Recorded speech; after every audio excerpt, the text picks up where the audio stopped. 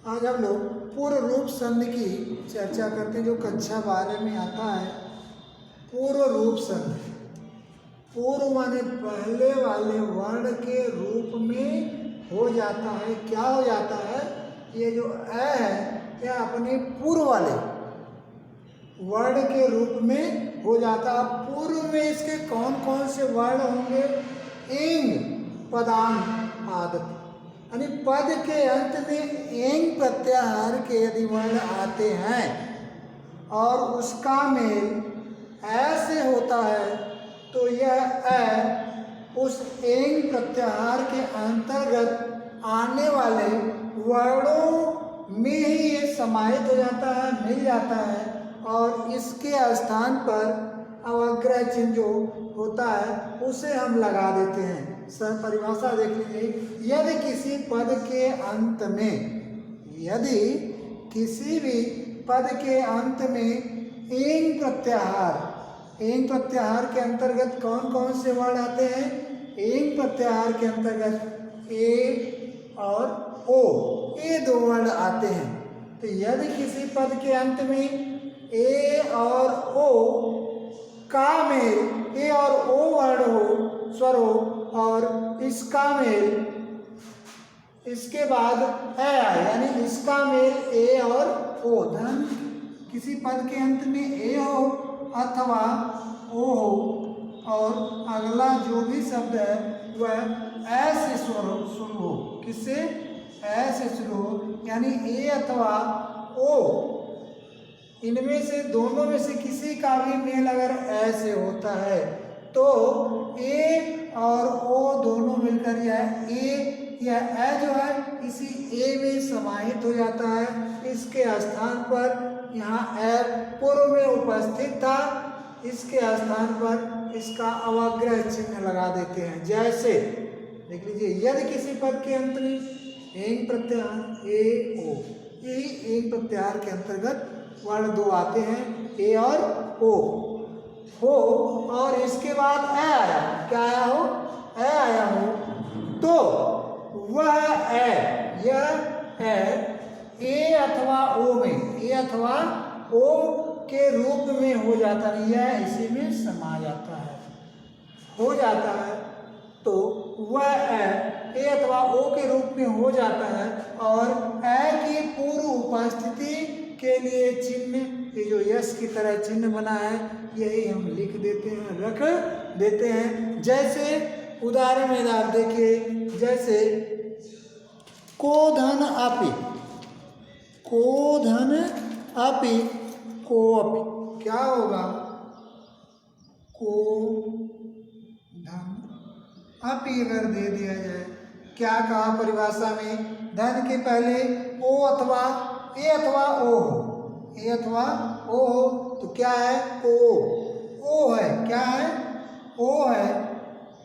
अगर हम यहाँ क के नीचे हलंत लगाते हैं तो क्या स्वर निकलेगा? ओ। और इसके बाद इसका मेल ऐसे हो रहा है तो यह ऐसी ओ में समाहित हो जाएगा। हो क्या जाएगा? क और ओ को आपका हो जाएगा, ऐसे में समाहित हो गया।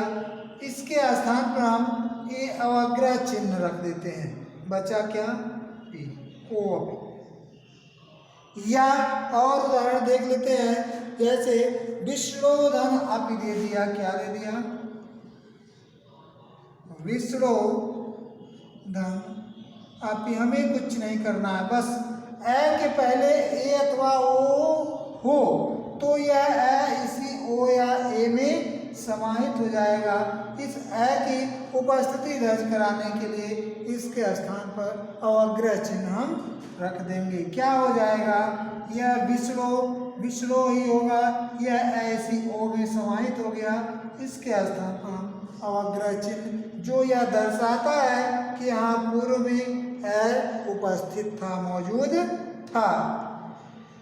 तो हो गया आपका विष्णु अपि, विष्णु अपि, यानी यह ए इसी में समाहित हो गया। इसके स्थान पर अवग्रह चिन्ह हम लगा दिए। और उदाहरण देख लीजिए, देवधन अपि, देवधन अपि, क्या होगा? फिर आ गया ओ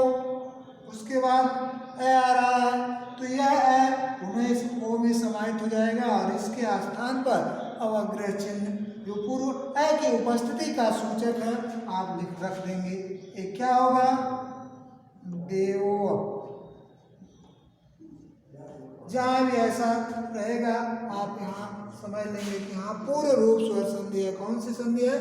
पूर्व रूप स्वर संधि। यानी यह अपने पूर्व वाले वर्ण में समाहित हो गया है, इसी के रूप में हो गया है। इस ए के स्थान पर यह अवग्रह चिन्ह रख दिया गया है। ग्रामे धन आप ये और उदाहरण देखते हैं।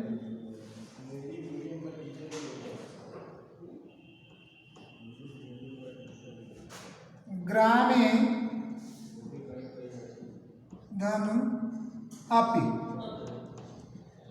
यहाँ देखिए ए है धन की पहले, इसका मेल ऐसे हो रहा था। यह है अपने पूर्व वाले वर्ण जो ए है इसी में क्या होगा? समाहित हो जाएगा और इस ए की उपस्थिति दर्ज कराने के लिए उसके स्थान पर हम अवग्रह चिन्ह लगा देंगे। ये होगा आपका ग्रामे। यह ए में समाहित हो गया, इसके स्थान पर अवग्रह चिन्ह लग गया ग्रामे। इस तरह से आपकी ये पूर्व रूप संधि। और उदाहरण देख लीजिए। लोको अयम, लोको धन अयम, लोको धन अयम। अयम मन होता है क्या होगा? यह ऐसी ओ में समाहित हो जाए। क्या होगा ये? लोको अवग्रह चिन्ह लग गया। यह में आप किधर किसी में पढ़े हैं? तेजो, तेजो अस। यहाँ भी क्या है? यह पूर्व में समाहित हो गया तो इसको आप विग्रह करेंगे, होगा क्या? तेजो धन अस। इस तरह से आपका था पूर्व रूप संधि। एक और संधि है पर रूप संधि, उसको भी हम थोड़ा सा देख लेते हैं। कभी कभी यह एक और पूछा जाता है। हरे, हरे धन आओ। पूछा गया कई बार, क्या करना है? कुछ नहीं, इस यह है इसी ए में समाहित हो जाएगा। क्या होगा? हरे अ इसमें समाहित हो गया, इसके स्थान पर अ की उपस्थिति दर्ज कराने के लिए अवग्रह चिन्ह लग गया। हो गया क्या? हरे, हरे धन आओ, हरे। तो इस तरह से आपका पूर्व रूप संधि थी। थोड़ा और हम देख लेते हैं पर रूप संधि। क्या है? पर रूप संधि। पूर्व रूप के स्थान पर क्या होगा? पर रूप संधि होगा। इसको हम देखते हैं पर रूप संधि। पर रूप संधि, इसका सूत्र एंग पर रूपम, एंग पर रूपम। अंग और छोटी की मात्रा एंग पर रूपम, पर रूपम एंग। यानी यदि अकारांत उपसर्ग के बाद, यदि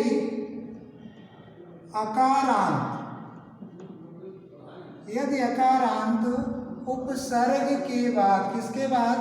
उपसर्ग के बाद। यदि अकारांत उपसर्ग के बाद ऐसी धातु जिसके आरंभ में, ऐसी धातु जिसके आरंभ में ऐसी धातु जिसके आरंभ में ए अथवा ओ हो, धातु हो और उसकी शुरुआत किससे हो? ए से हो अथवा ओ हो। जिसकी शुरुआत में यानी आरंभ में ए अथवा ओ हो तो उपसर्ग का ए तथा धातु के, तो उपसर्ग का यह ए तथा धातु तथा धातु के ए अथवा ओ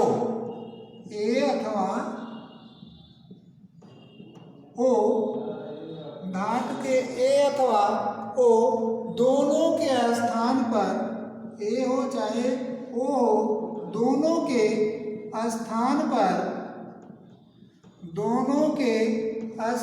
पर ए हो चाहे ओ, दोनों के स्थान पर ए अथवा ओ हो जाता है।